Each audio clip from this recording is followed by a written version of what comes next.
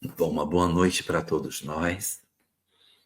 E é sempre um prazer muito grande estar hoje aqui no canal pela proposta que o programa traz de ser uma proposta consoladora, acolhedora e profundamente voltada para esses aspectos tão presentes no dia atual, que são os nossos conflitos existenciais e até do ponto de vista psicológico.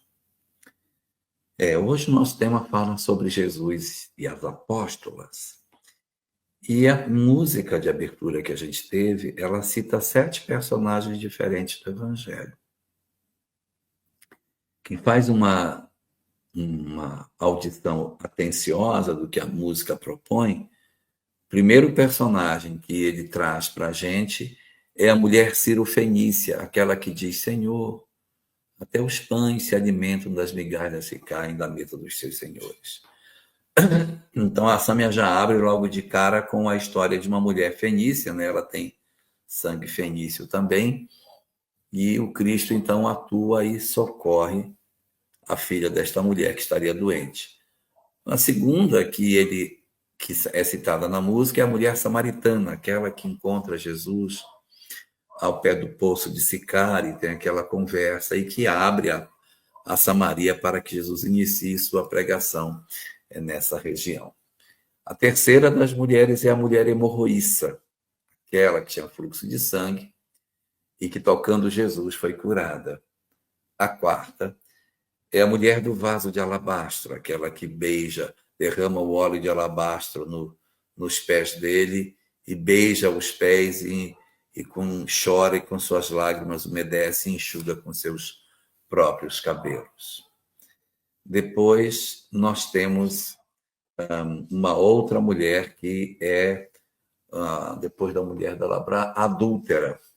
A mulher adúltera é outra que está citada no texto. Essa já seria a quinta mulher, que é a Cirofenícia, a samaritana, a hemorroíça, a mulher do vaso de alabastro, a quinta, a mulher adúltera. Aí a sexta é um personagem que está na tradição católica, mas ele não está nos evangelhos, que é aquela mulher que enxuga o rosto de Jesus quando ele vai para a crucificação e ela enxuga o rosto dele.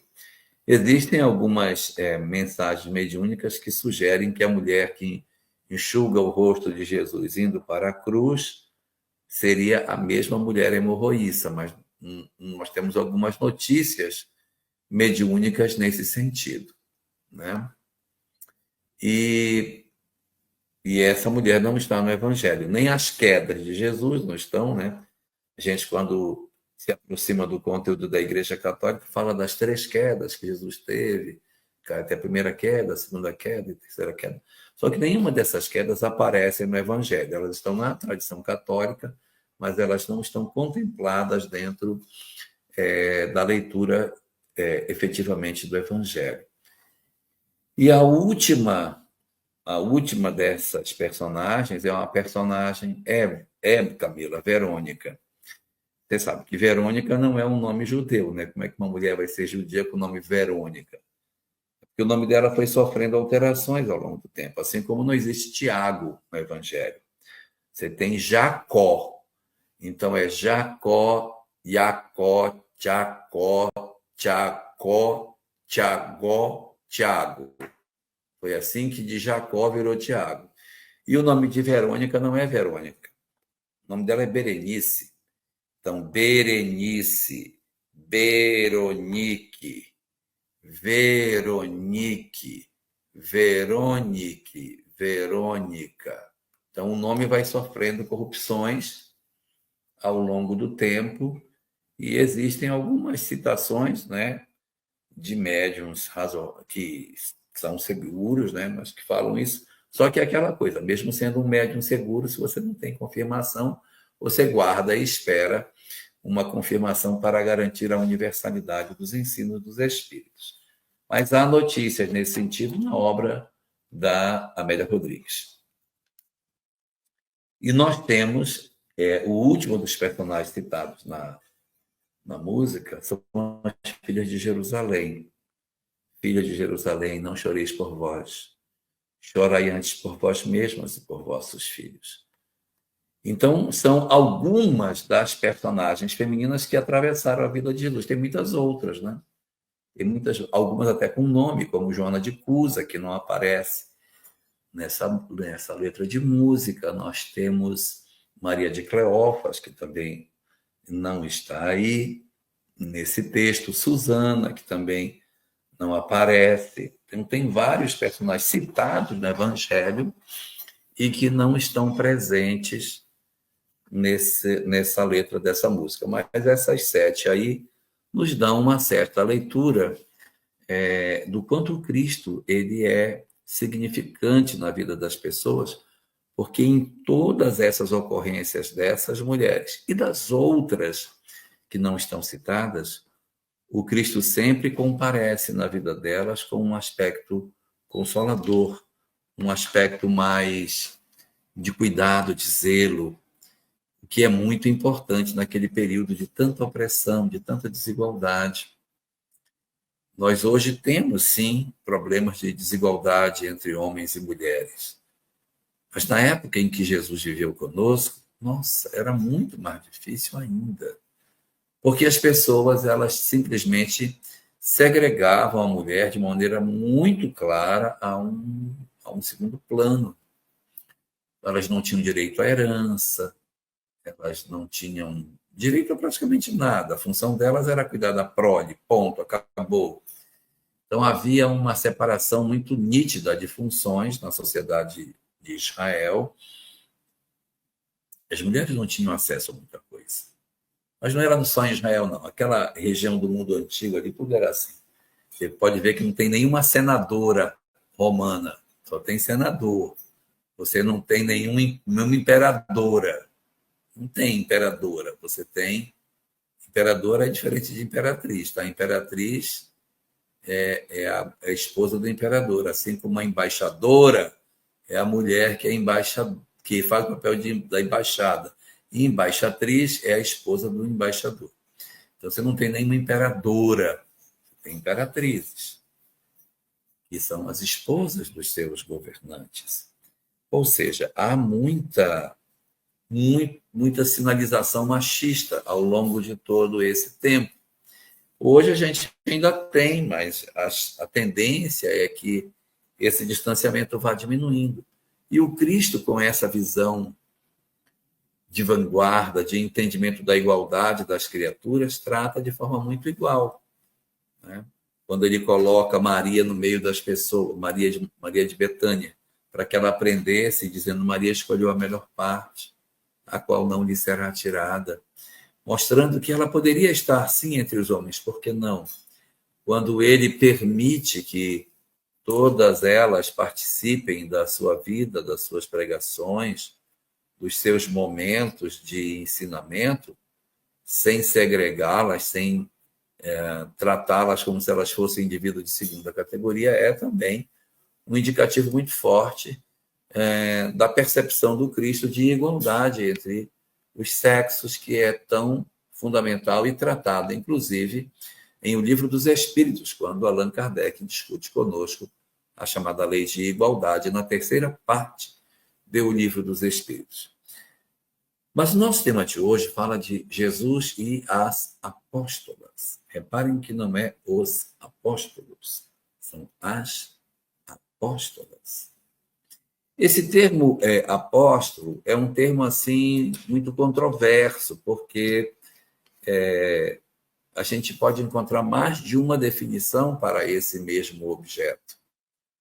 Uma definição muito utilizada para representar o que é um apóstolo é um indivíduo que ele tem duas características essenciais. Primeira, ele tem uma experiência direta com Jesus, ele tem uma experiência direta com o Mestre, e um grande trabalho de evangelização. Se você tiver um grande trabalho de evangelização, mas você não tiver tido um contato direto com Jesus, você não é apóstolo. Mas se você tiver tido um contato com Jesus, mas não tiver um grande trabalho de evangelização, você também não é apóstolo. Você vê que ninguém chama apóstolo Judas Iscariote, chama discípulo.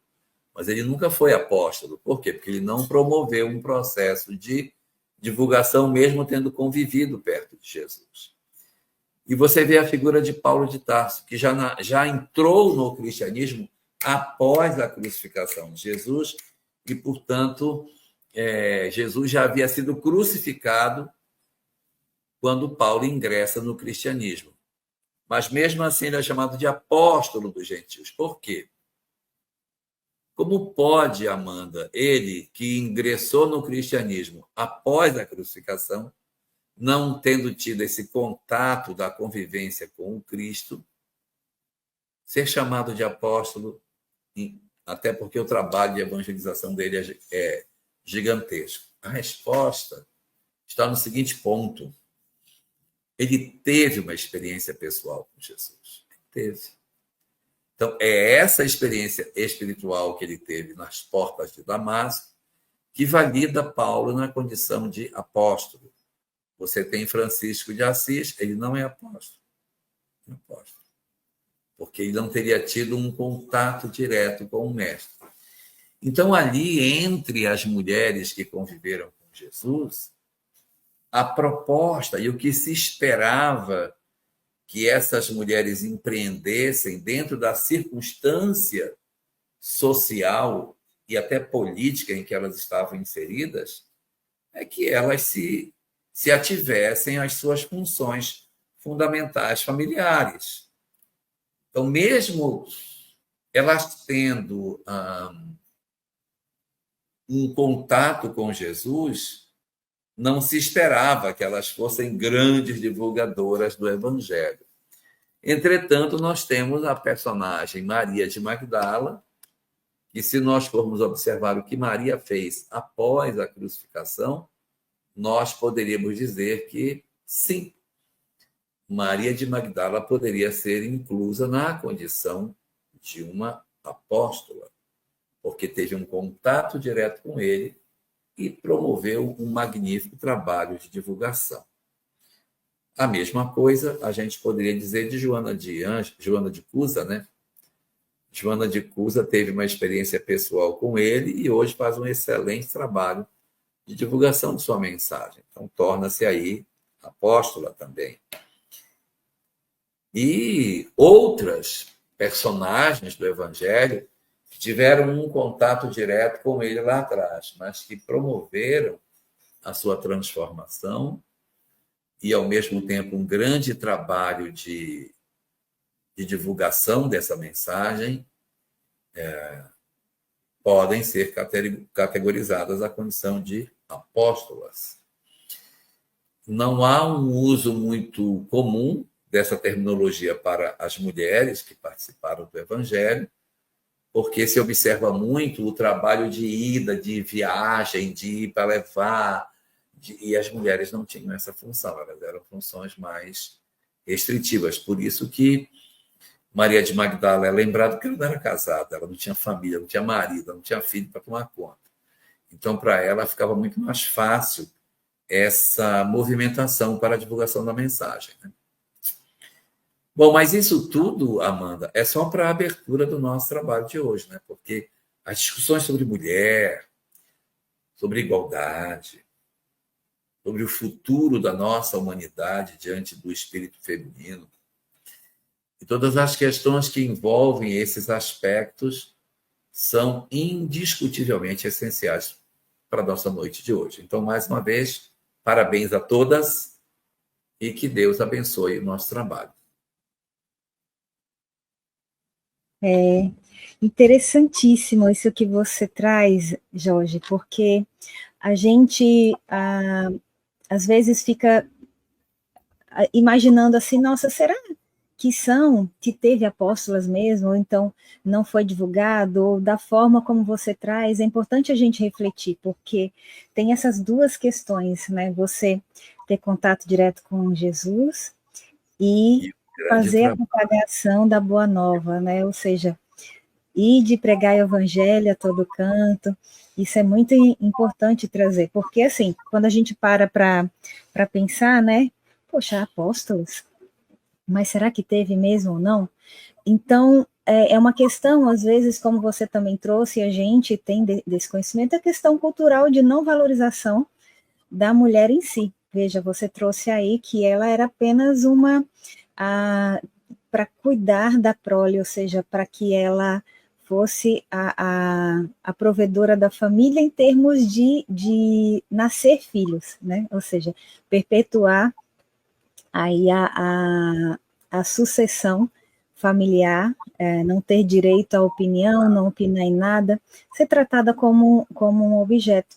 E é essa propositura que Jesus vem e traz, né, para a gente pensar de que não, não é assim, né? Um fato que me lembrou aqui é o momento da própria esposa de Pedro, eu sou um pouco ruim de nome, a própria esposa de Pedro, né, em que foi convidada para comer junto com eles Nossa, que era assim uma quebra de um paradigma, né? Quer dizer, assim, a pregação de todos vocês também têm que viver dentro de casa, começar dentro de casa a mudança, né? e tudo isso, Amanda, para aquela sociedade daquela época, era muito diferente. Ó, se você for pegar a leitura que aparece no Evangelho de Lucas, no capítulo 10, um trecho intitulado Marta e Maria,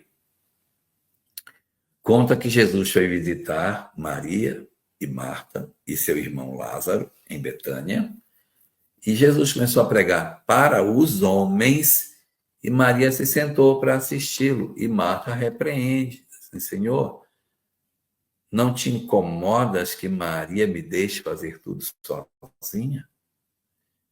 Diz para ela que se levante que venha me ajudar. Ela dá duas chamadas de atenção em Jesus. Primeiro, tu não te incomoda? E depois ordena que ele vá e tome uma atitude para tirar Maria do meio dos homens. Que vergonha uma mulher sentada no meio dos homens. E Jesus não obedece o que ela pede. Maria escolheu a melhor parte, aquela que não lhe será tirada. Quando eu era menino pequeno, assim, tinha a sua idade, eu achava isso muito injusto. Porque ele dizia assim, olha, diz para ela para vir me ajudar na cozinha. Disse, não, não, Maria escolheu a melhor parte, essa não vai ser tirada dela. E eu fazia uma comparação errada na época. Eu dizia assim, poxa, isso aí é como se um pai tivesse dois filhos. Para um filho, ele comprou um carrinho de plástico, daqueles de roda dura, que nem roda direito, que nem tem porta, é um carrinho feio, primitivo, carrinho que acho que nem sei se ainda tem. O carro é todo de plástico, não abre porta, não abre nada. E aí só tem a roda que entra assim, a gente tem que brincar com ele. E para o outro filho, ele trouxe um carro de controle remoto, lindo, que apita, sobe, desce, dá ré, e o menino com controle remoto movimenta o carro. Aí o irmão que recebeu o carro de plástico diz assim, pai, pede para o fulano me dar um pouco para eu brincar com o carro com controle remoto. Aí o pai disse, não, o fulano escolheu a melhor parte e não lhe será tirado. Ora, mas se é a melhor parte, tem que ser tirado para o outro poder usufruir um pouquinho também, né? Era para Jesus dizer assim, não, Marta, tudo bem, eu vou falar para ele lá, e agora você senta para ouvir. Não. E eu demorei muito tempo para entender essa fala de Jesus, quando dizia, Maria escolheu a melhor parte, a qual não lhe será tirada. Quer dizer, ela já escolheu a melhor e ele não vai tirar. Nossa, me parecia muito injusto.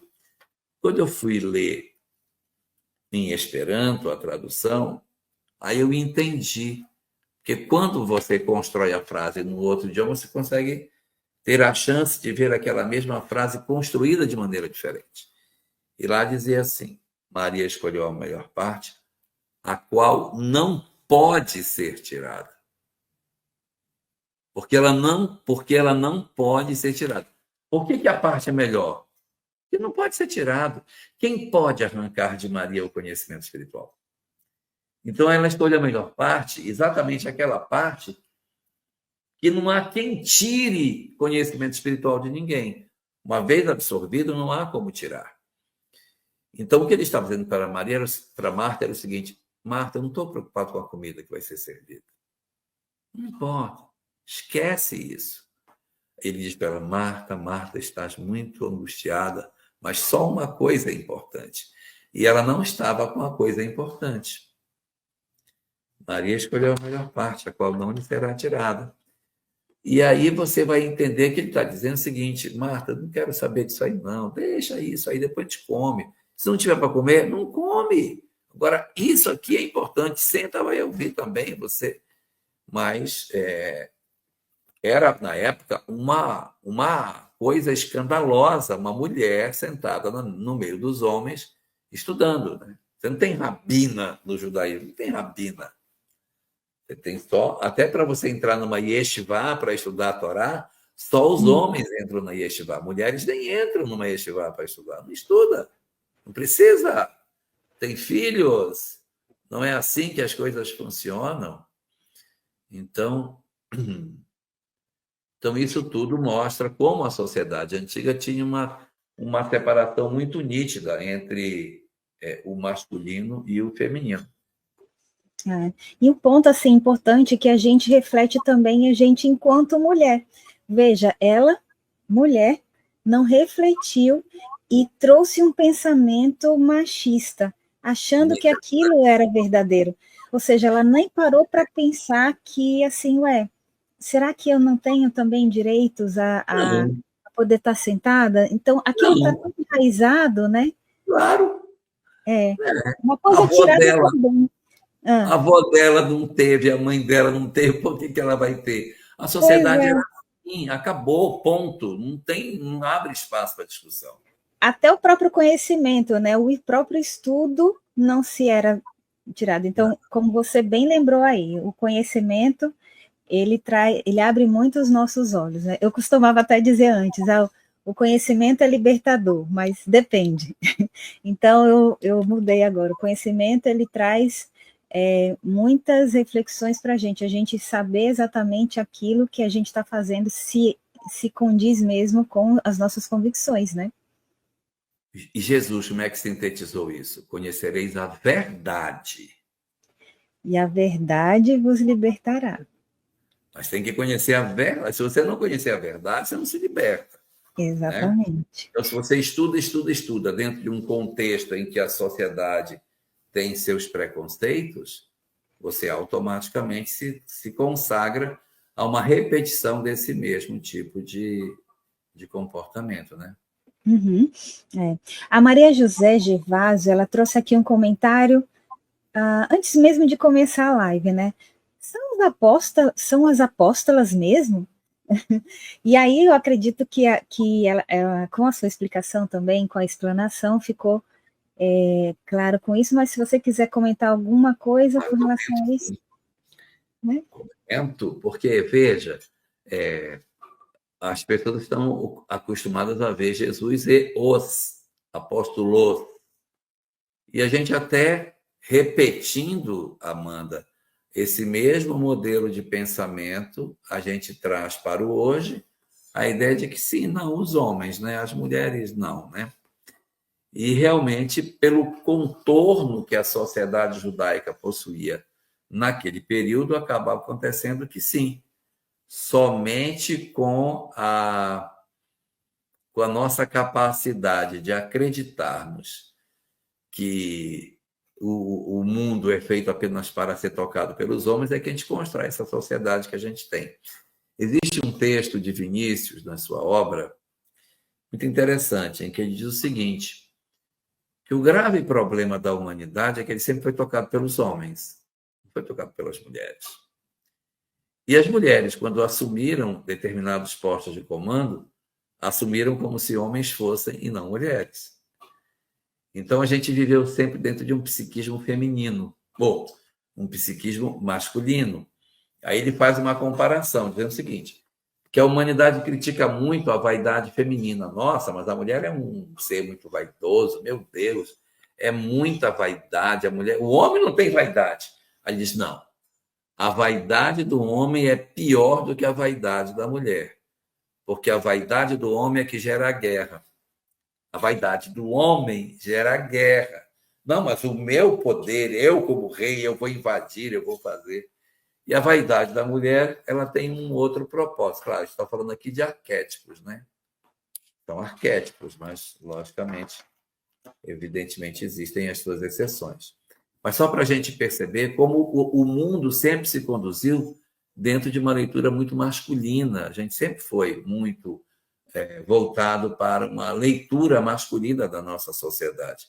E deu no que deu. Então, agora a gente está tendo que reconstruir as coisas dentro de uma nova perspectiva mais fraterna, mais humana, banhada com a percepção mais próxima da leitura do materialismo, do feminismo, né?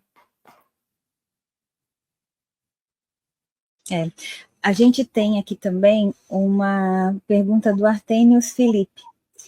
Ele diz: mulheres como Maria Madalena, Joana e Susana são mencionadas nos evangelhos como seguidoras próximas de Jesus, desempenhando papéis significativos em seu ministério. Sendo elas consideradas primeiras apóstolas? Aí ele pergunta para você, será que elas são as primeiras apóstolas? Boa noite para você, Arrhenius. Seja muito bem-vindo. Olha só, é aquela questão, Arrhenius, por aquela definição de que apóstolo precisa fazer um grande trabalho de evangelização, nós não temos nestas mulheres, pelo menos na leitura que os evangelhos nos dão, uma identificação de que elas sejam, sim, grandes divulgadoras do evangelho. Maria de Magdala, no evangelho, não aparece sendo uma pregadora da mensagem cristã. Nós temos essa notícia pela via mediúnica, mas o evangelho não apresenta Maria de Magdala promovendo grandes informações sobre Jesus. Ela é apresentada como uma mulher que tinha 7 demônios e ponto, acabou, que se transformou, que se curou dos 7 demônios. Joana de Cusa, ela aparece apenas como sendo uma das mulheres que seguiam Jesus e que era casada com um intendente de Herodes chamado Cusa, mas não traz detalhes da sua vida, que a gente também só vai encontrar na via mediúnica. E Susana é menos citada ainda, que ela é citada en passant, naquela parte final já dos evangelhos, das mulheres que acompanhavam Jesus nas suas pregações, mas por via mediúnica a gente não tem informações robustas sobre o que teria acontecido com Susana após a crucificação. Então fica faltando aí esse trabalho apostólico, esse trabalho de divulgação na leitura que os evangelhos nos trazem. E se elas tiverem feito? Bom, aí se elas tiverem feito, elas serão. Sendo que é muito importante que nós estejamos sempre atentos à necessidade de uma leitura crítica daquilo que se obtém por via mediúnica, para que a gente tenha as confirmações naturais do trabalho que a gente precisa fazer. A Sinara, ela traz aqui uma informação e em seguida ela pergunta: Leon Tolstói trouxe no livro Mulheres Fascinantes que Jesus teve várias apóstolas, mas que não poderia falar em razão da sociedade machistas em que viviam. Jorge, qual a sua percepção sobre esse ponto? Olha, é aquela questão. Nós temos aí uma outra obra, né? Agora é Leon Tolstói. Bota de novo o texto aí para eu ver. Leon Tolstói trazendo informações sobre mulheres que são designadas na condição de apóstolas. Então, esta é uma questão que cai no mesmo quadro anterior. Quando a gente tem revelações mediúnicas que trazem citações de personagens, amarrando determinados fatos de suas vidas, nós temos que ter aquela prudência para que isso não entre em rota de colisão com outras revelações mediúnicas, porque isso às vezes até acontece. Você tem um médium que recebe uma mensagem de um autor X, em que ele diz que fulano de tal fez isso. Aí você recebe outro médium, através de outro espírito, que diz que ele fez aquilo. Aí você fica naquela gangorra mental, né? Então, por isso, a importância da gente ter essas leituras.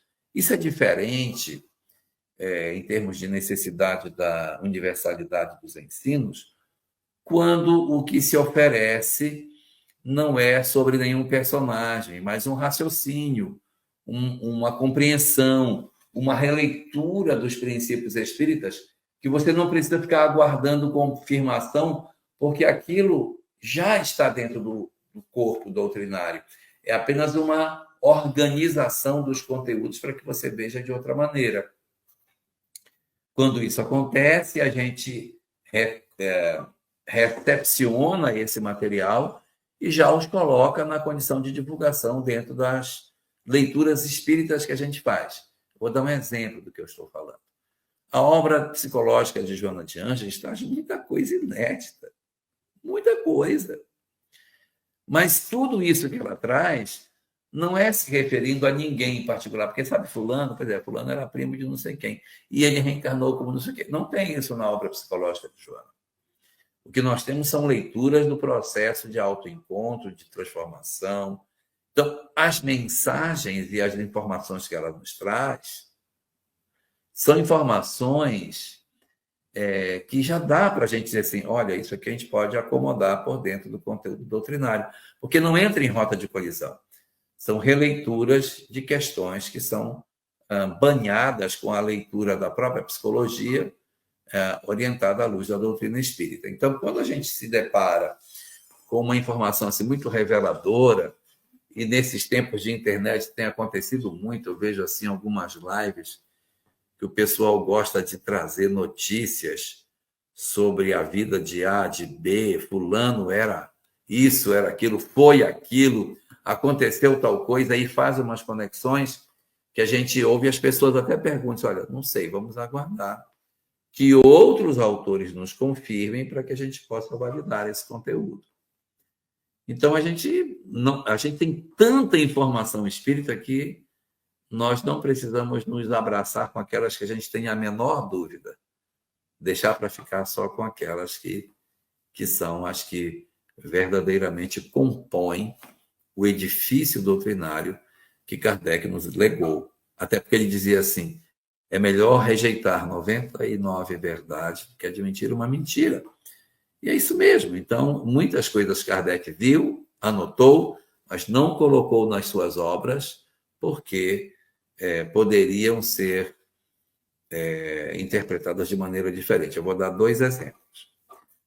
Por exemplo, a gente chama no Brasil, quando um espírito se densifica, e todo mundo percebe, essa mediunidade é chamada de mediunidade de materialização. Kardec nunca chamou de materialização. Porque na época dele dizer que um espírito se materializa, ele estava execrado. Então ele chama de aparição. Aparição tangível e aparição não tangível. Veja o cuidado com a palavra para resolver isso.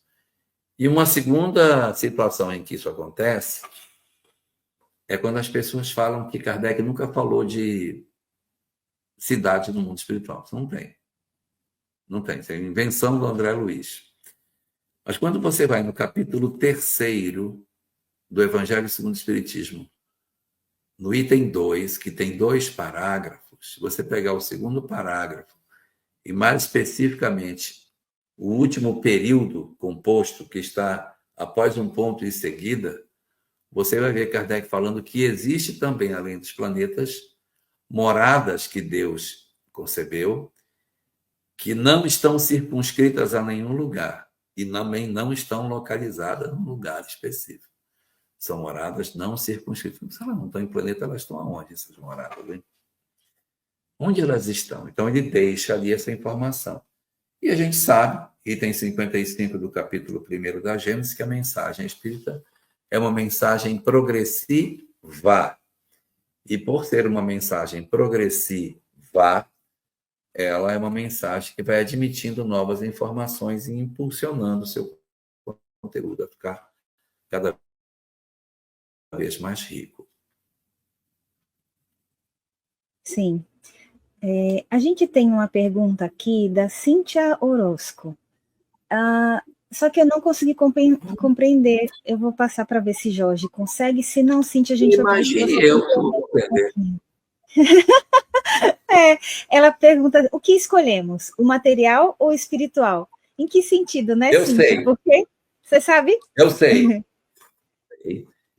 Ela deve Diga. ter posto isso na hora que eu estava falando sobre Marta e Maria. Que Maria escolheu a melhor parte, porque escolheu sentar. Maria Uhum. escolheu o espiritual e Marta escolheu o material. Aí ela pergunta, e nós? Uma reflexão de O contextualização. que O que escolhemos, né? estamos escolhendo?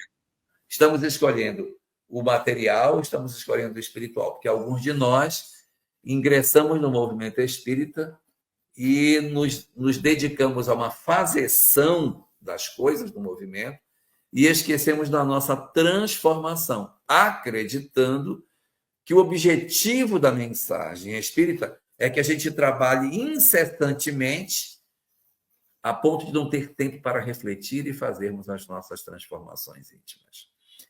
Quando nós estamos trabalhando demais e não estamos parando para refletir sobre as nossas ações, nós podemos estar pegando um viés indesejável do entendimento do Espiritismo.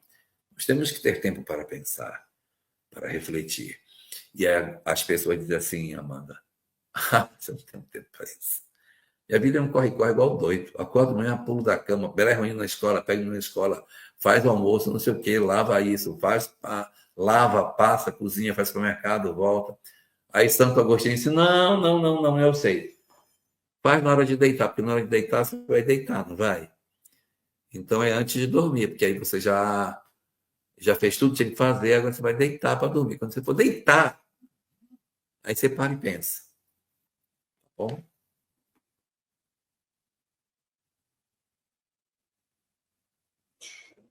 Pois é. Aqui, o Henrique Souza, ele faz uma pergunta.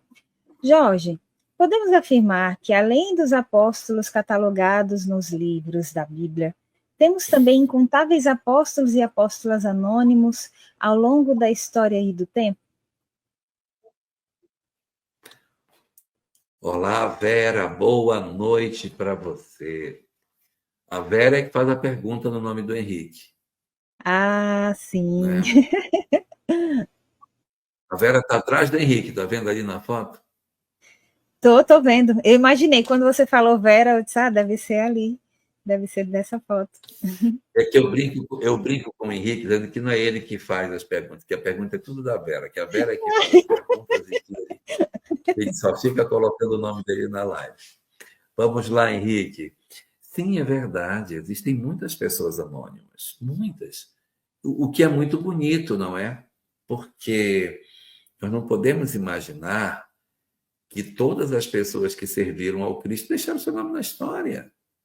Muita gente anônima, fez trabalhos incríveis e que simplesmente a história não lhes anotou o nome. Você quer que eu dê o nome de uma pessoa incrível que passou despercebido na história, não está registrado em lugar nenhum o nome dela, e ela é incrível? Chama-se Alcione.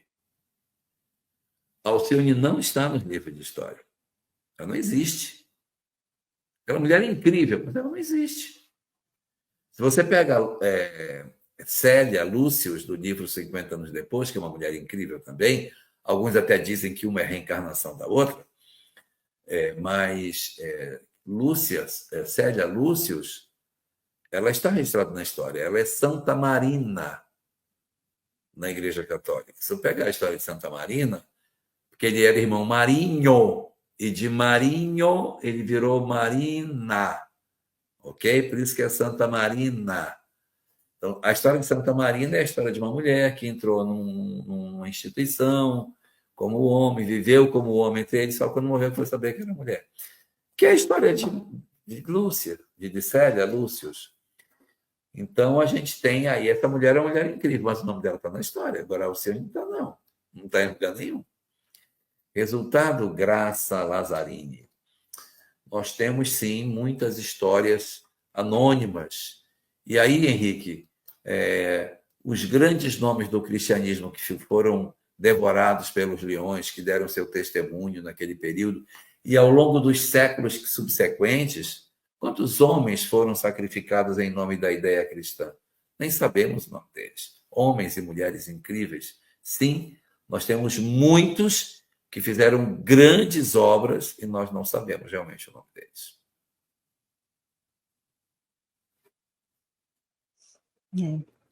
A Fátima Rabelo fez uma pergunta aqui em que a gente vai trazer. Jorge, sabemos que há experiências na área feminina e masculina enriquecendo o nosso espírito imortal. Mas essa opressão da mulher pelo comportamento machista se justifica por quê? Bom, existe um texto de Allan Kardec no livro Obras Póstumas, chamado As Aristocracias. E aí a gente sempre pensa, quando é aristocrata, rico, né? Aí fulano é um aristocrata, porque ele é rico. Na verdade, a aristocracia significa governo de poucos, ou de alguns. E Kardec vai fazendo uma reflexão de como as aristocracias foram se transformando ao longo do tempo.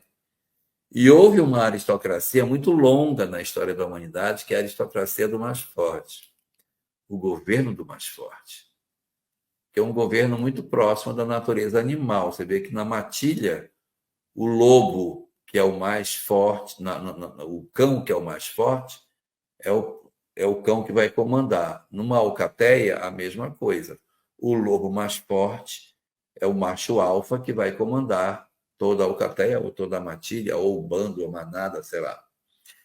E ele se impõe pelo quê? Pela força. O dia que esse macho alfa for desafiado por um macho mais jovem e perder, pronto, acabou. O outro é que assume. É a aristocracia do mais forte. E durante muito tempo, a força física do homem foi utilizada para oprimir a mulher.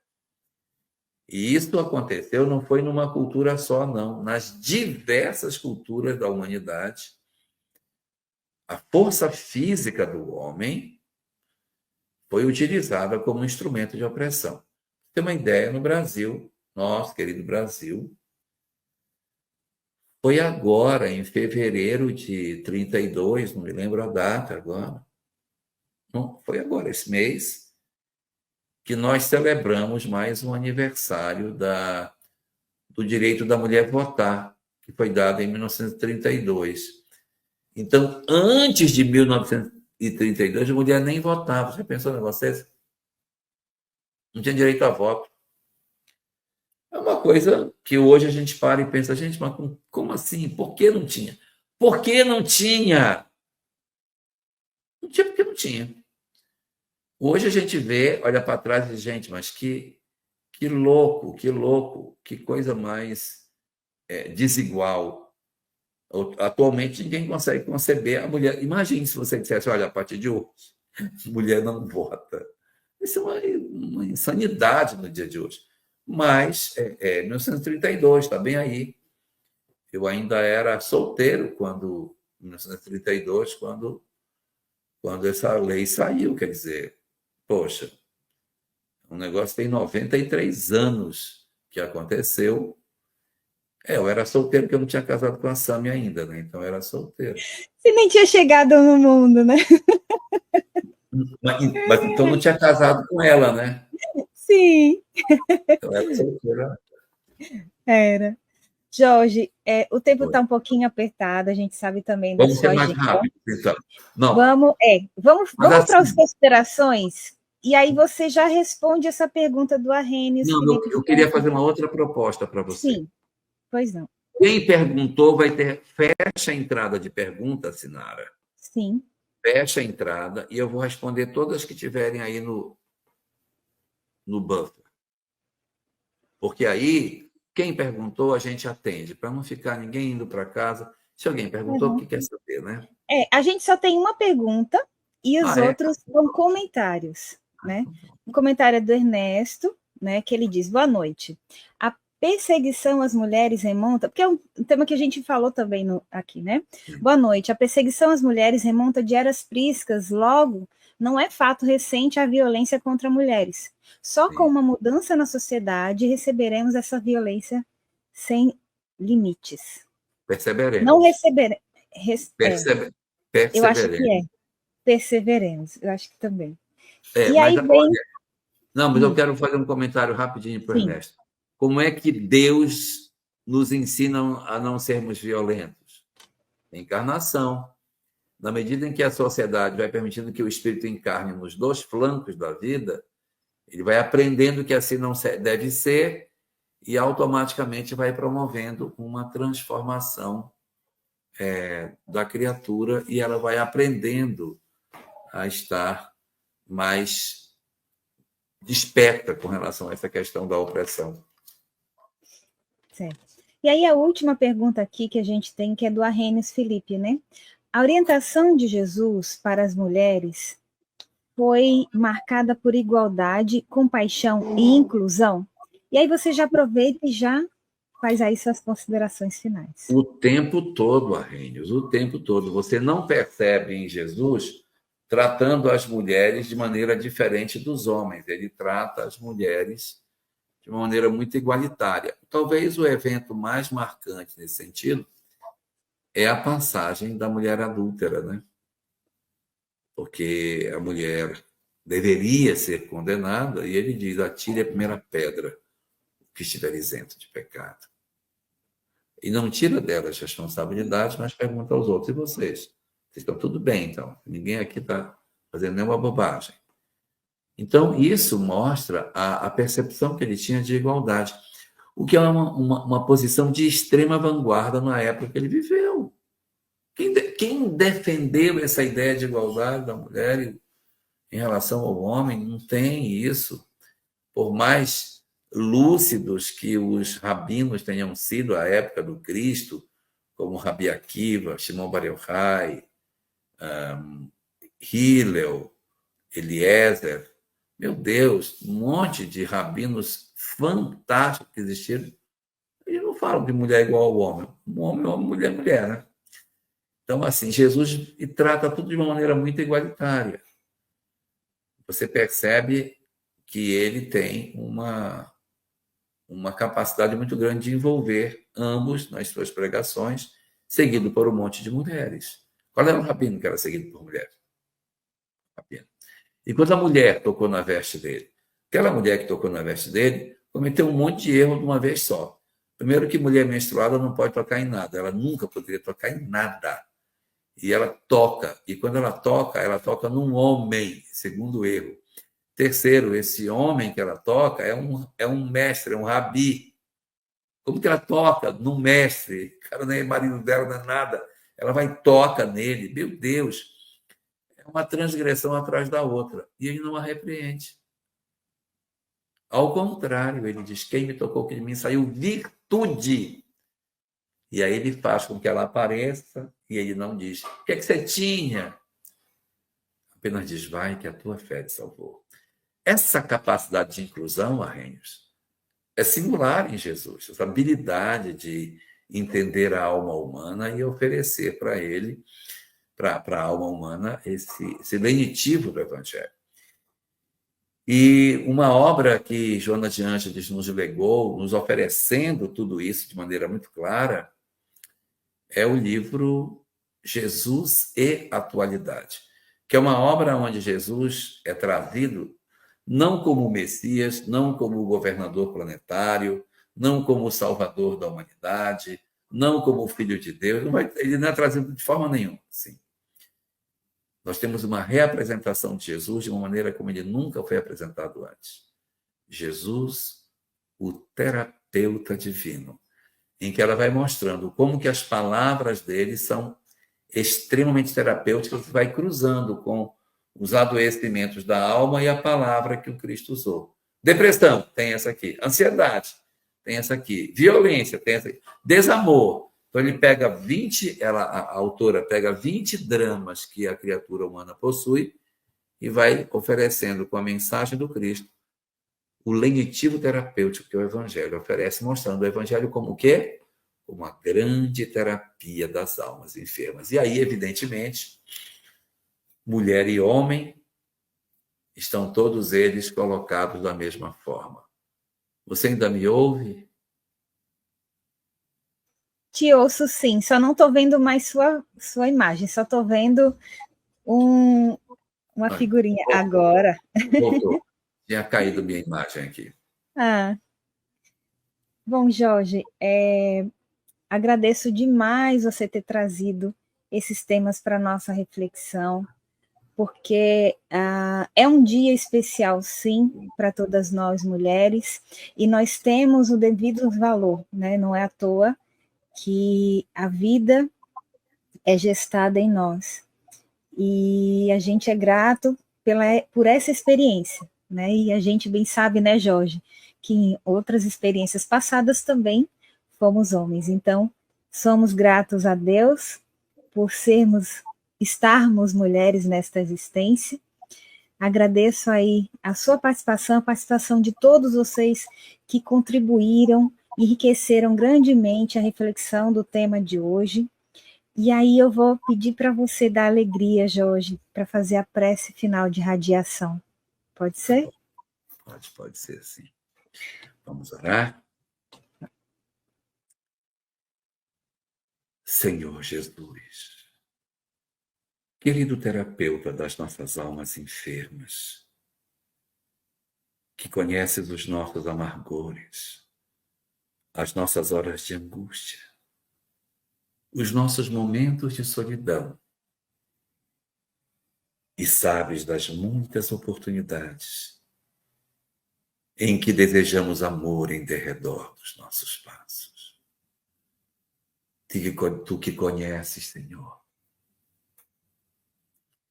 as lacunas profundas que trazemos em nossas almas, o nosso pranto silencioso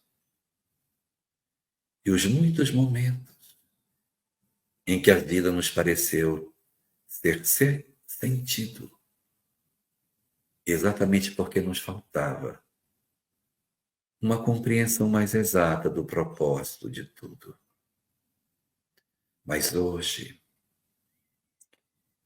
iluminados com a luz magnífica do Evangelho que tu nos ofereces, nós queremos te render graças, porque tu nos resgataste da sombra de nós mesmos, oferecendo-nos a possibilidade de entendermos de maneira mais clara a imensa necessidade de amor que nós possuímos.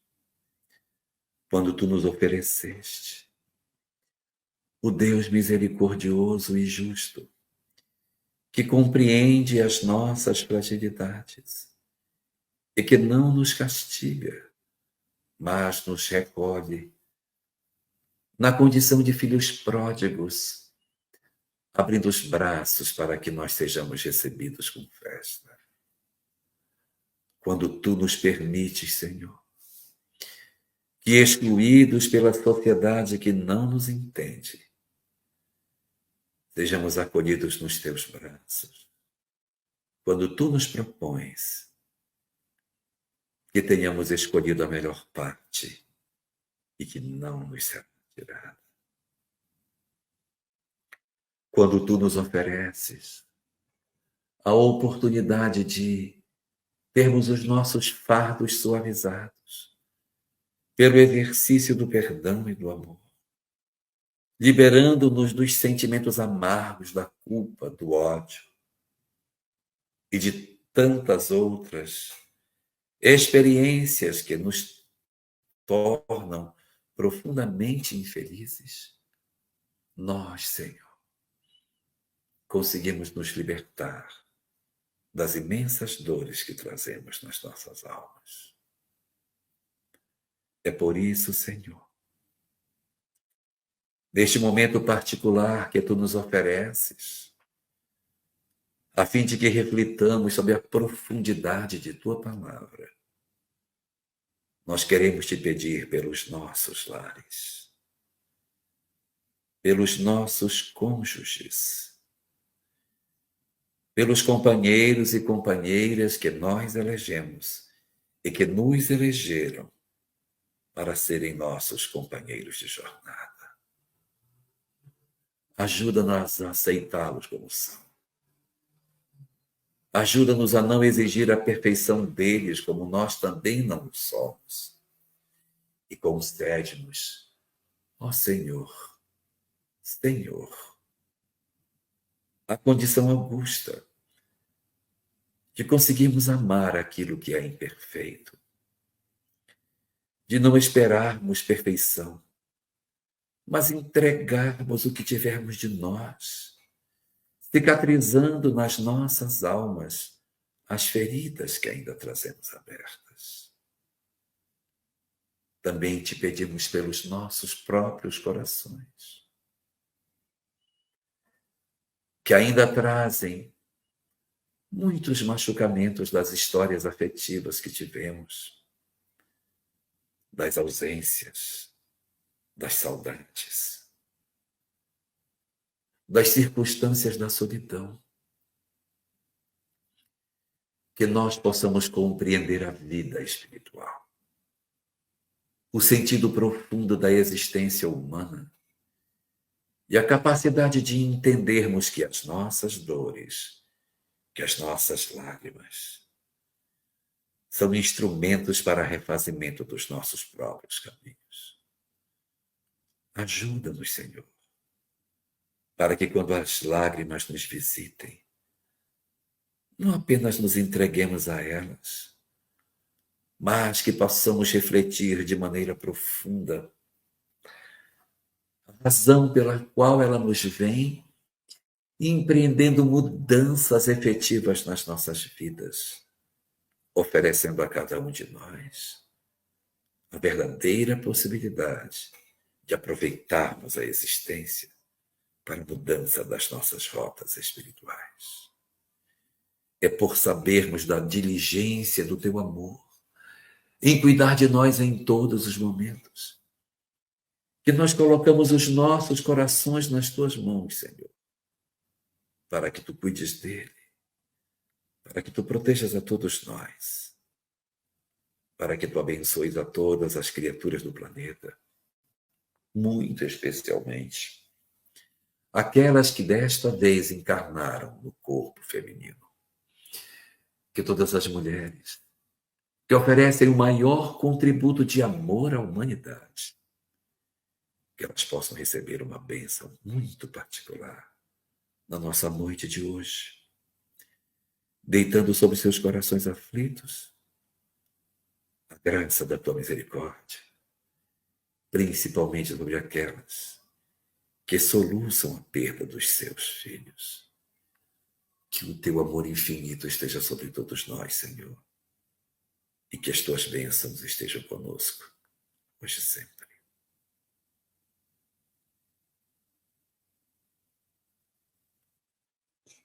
Que assim seja, e assim será. Jorge, o horário está apertado para você, que você tenha um excelente retorno aí para sua casa, fique em paz. E a todos vocês também que estão aqui com a gente, nos ouvindo, nos assistindo, que vão ver depois, nossa gratidão pela companhia, e fiquem conosco no próximo sábado, no nosso programa Consultório de Afeto. Esse programa é para você. Fiquem todos com Deus e Jesus, e até lá! Até a próxima.